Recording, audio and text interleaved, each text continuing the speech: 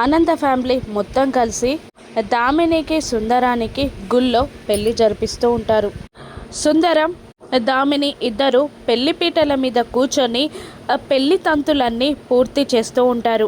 ఆనంద అక్కడే నిలబడి ఉంటుంది. ఫ్యామిలీ మొత్తం ఆనంద, శరణ్య, దర్శన్, లీలావతి అందరూ చాలా హ్యాపీగా ఫీల్ అవుతూ ఉంటారు. మరోవైపు వాచ్ చూసుకుంటూ సుందరం టెన్షన్ పడుతూ ఉంటాడు. పక్కనే ఉన్న కాంచన, ఆ వాచ్మెన్ కూడా టెన్షన్ పడుతూ ఉంటారు. అనన్య దూరంగా ఉండి ఇదంతా గమనిస్తూనే ఉంటుంది. అదే టైంలో అదే గుళ్ళోకి ఆ పోలీసులు ఎంటర్ అవుతారు.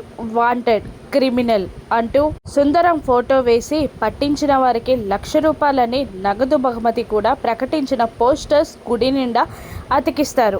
పోలీసులు సుందరం ఫోటోని మొబైల్లో చూపిస్తూ అక్కడున్న వాళ్ళందరినీ ఎంక్వైరీ చేస్తూ ఉండగా అనన్య చాలా టెన్షన్ పడి పక్కకి దాక్కుంటుంది. పోలీసులు రావడం చూసిన కాంచన కూడా మెల్లిగా సుందరం దగ్గరికి వెళ్ళి, అరే పోలీసులు వచ్చారా, నీ ఫేస్ కనబడకుండా కవర్ చేసుకో అని చెప్పగానే టెన్షన్ పడుతూ ఉంటాడు సుందరం.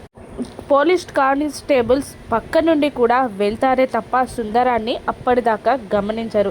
ఇలా పెళ్లి తంతులు జరుగుతూ ఉంటాయి. అప్పుడే ఆనంద భైరవి మొబైల్కి ఒక కాల్ రావడంతో వెళ్ళి మాట్లాడుతూ ఉంటుంది. సైడ్కి వెళ్ళి అనన్య అదంతా గమనిస్తూనే ఉంటుంది. వచ్చేటప్పుడు ఆనంద భైరవి అనుకోకుండా అక్కడ గుడి గోడ పైన అంటించిన పోస్టర్ని చూస్తుంది. వాంటెడ్ క్రిమినల్, దొంగ, 1,00,000 నగదు బహుమతి అన్ని వివరాలు చూసి సుందరం ఒక దొంగన అని షాక్ అయి పెళ్ళి ఎక్కడ జరిగిపోతుందో అనుకొని పరుగున పెళ్ళాపడానికి వచ్చేస్తూ ఉంటుంది ఆనంద భైరవి.